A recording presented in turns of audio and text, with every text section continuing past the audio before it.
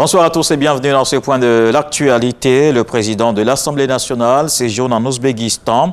Adama Bictogo et sa délégation, composée de sénateurs et députés, participent à la 150e conférence de l'Union interparlementaire. La cérémonie inaugurale s'est déroulée hier sur le thème « Action parlementaire en faveur du développement social et de la justice ».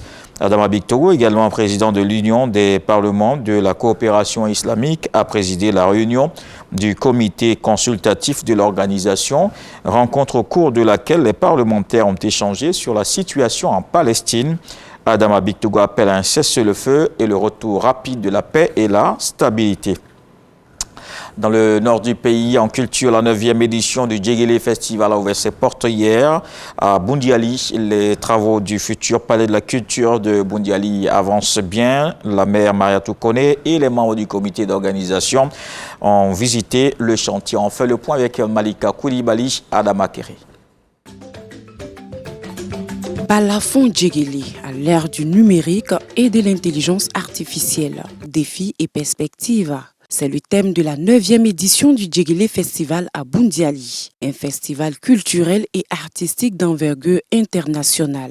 Cet événement accueille chaque année près de 250 artistes, musiciens, balafoninistes et groupes de danse issus des États ayant en partage cet instrument mythique inscrit sur la liste représentative du patrimoine de l'UNESCO. Faire de Boundiali la 2e place culturelle de la Côte d'Ivoire et faire en sorte que le Djegele Festival soit très prescripteur pour notre ville.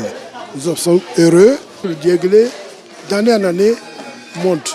La députée maire de Boundiali, par ailleurs ministre de l'Éducation nationale et de l'alphabétisation, Mariatou Kone, attache du crédit à l'événement. Elle appelle la population à se l'approprier. C'est un événement qui fait rayonner Boundiali au-delà de la Côte d'Ivoire et nous en sommes fiers. C'est un moment de partage, de connaissance.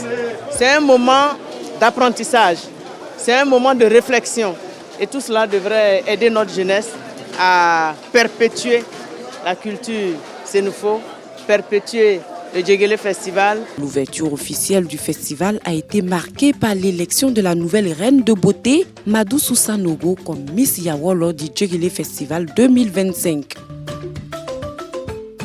Allons en France maintenant, direction Château-Rouge, dans le 18e arrondissement de Paris. Il s'y trouve un marché gourou, un véritable marché à l'ivoirienne tenu par une de nos compatriotes. Elle propose une diversité de denrées alimentaires, des produits locaux que les Ivoiriens retrouvent pour se faire plaisir. Un business lancé dans les années 90 qui aujourd'hui est un succès. Le marché gourou est devenu une enseigne adoptée par l'ensemble de la diaspora africaine. Dans le reste de l'actualité, le nom du président togolais a été proposé pour reprendre le flambeau de la médiation entre Kinshasa et Kigali. C'était à l'occasion d'une réunion en visioconférence du bureau de la conférence de l'Union africaine hier samedi. Elle était présidée par Joao Lorenzo, le chef de l'État angolais et président en exercice de l'organisation. C'est lui qui assumait ce rôle de médiateur depuis 2 ans. La nomination du président togolais doit être validée par l'Assemblée des chefs d'État et de gouvernement de l'UA via la procédure dite de silence. Les consultations préliminaires avec l'intéressé ont été positives selon le chef de l'État angolais.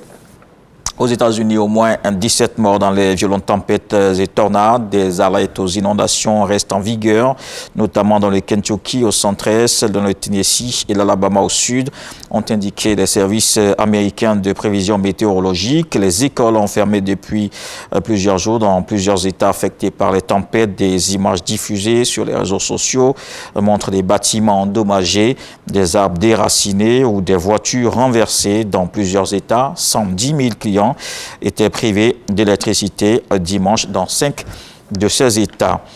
On termine avec l'Ukraine qui a dénoncé ce dimanche une attaque massive russe sur son territoire. L'attaque a fait au moins un mort et 3 blessés dans la capitale Kiev, ainsi qu'une autre victime dans le sud du pays. Des incendies ont éclaté à Kiev dans des bâtiments non résidentiels, endommageant un centre d'affaires, une usine de meubles et des entrepôts. Le nombre d'attaques aériennes augmente, a pointé Volodymyr Zelensky, le président ukrainien, sur les réseaux sociaux. Au sol, la Russie a annoncé ce dimanche la prise d'un village dans la région ukrainienne de Soumy, c'est au nord-est.